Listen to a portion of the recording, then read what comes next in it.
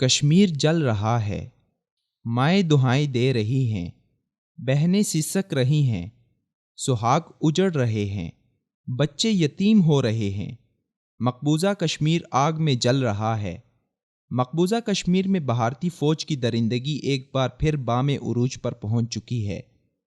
تحریک آزادی کشمیر کے کمانڈر برہان مظفر وانی کی شہادت کے بعد بھارتی سیکورٹی فورسز کے مظالم بڑھتے ہی چلے جا رہے ہیں۔ مظلوم کشمیری عوام بھارت کی درندگی کا مسلسل شکار ہیں۔ بھارتی فوج کے ہاتھوں بے گناہ کشمیریوں کی شہادت کے خلاف ہونے والا احتجاج مسلسل بڑھتا جا رہا ہے۔ غاصبانہ قبضہ برقرار رکھنے کے لیے وادی میں مزید فوج آ رہی ہے۔ کشمیر میں مسلسل ہڑتال اور مظاہروں کے بعد غاصب فوج عام لوگوں کے مکانات اور املاک کو آگ لگا رہی ہیں۔ بھارتی فوج کی وحشیانہ فائرنگ سے شہید ہونے والوں کے جنازے قبرستان لے جائے جا رہے ہیں۔ وادی میں کئی دنوں سے ہڑتالیں ہو رہی ہیں۔ مصروف ترین شاہراہیں سنسان نظر آ رہی ہیں۔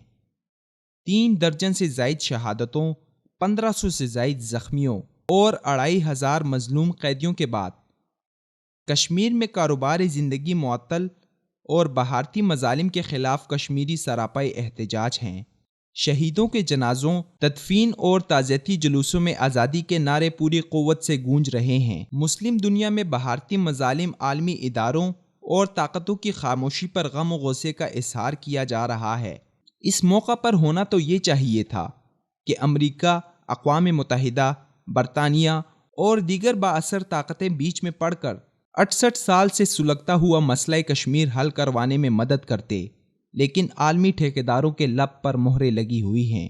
انہوں نے دوغلی پالیسیاں اپنائی ہوئی ہیں۔ مشرقی تیمور کو اسلامی ملک انڈونیشیا سے الگ کر کے راتوں رات عیسائی ریاست بنا دیا جاتا ہے۔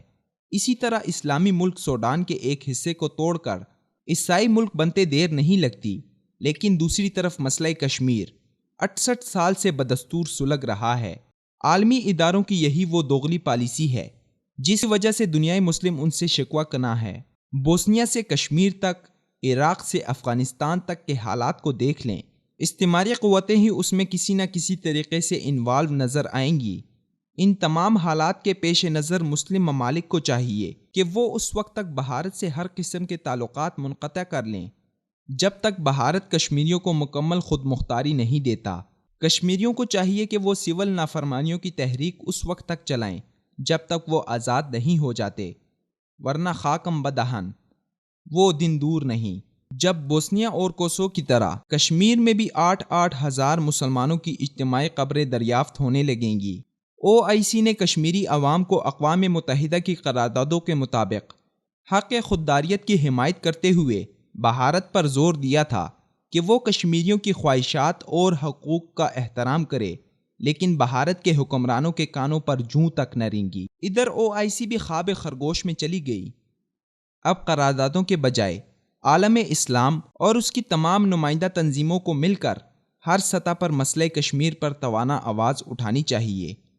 اگر OIC اپنی تمام تر صلاحیتوں کو بروئے کار لاتے ہوئے کشمیریوں کے حق خودداریت کے حق میں مشترکہ قرارداد پیش کرے تو یہ مسئلہ چند دنوں میں حل ہو سکتا ہے۔ کشمیر کاز پر پاکستان کو سب سے زیادہ اور اہم ترین کردار ادا کرنا چاہیے، کیونکہ ہمارے مسلمان کشمیری بھائی پاکستان کے ساتھ الحاق چاہتے ہیں اور ہم خود بھی کشمیر کو اپنی شہرک قرار دیتے ہیں۔ ذرا نہیں بلکہ مکمل طور پر سوچئے، کوئی شخص اپنی شہرک کے ساتھ اس طرح کا ظلم و ستم برداشت کر سکتا ہے؟ مسئلہ کشمیر پر وزارت خارجہ پر یہ ذمہ داری عائد ہوتی ہے کہ وہ دنیا کے ہر فورم اور ہر سطح پر کشمیریوں کے حق میں آواز اٹھائے اور کشمیر کی آزادی تک چین سے نہ بیٹھے، ورنہ یہی کچھ ہوتا رہے گا جو 68 سالوں سے ہوتا چلا آ رہا ہے۔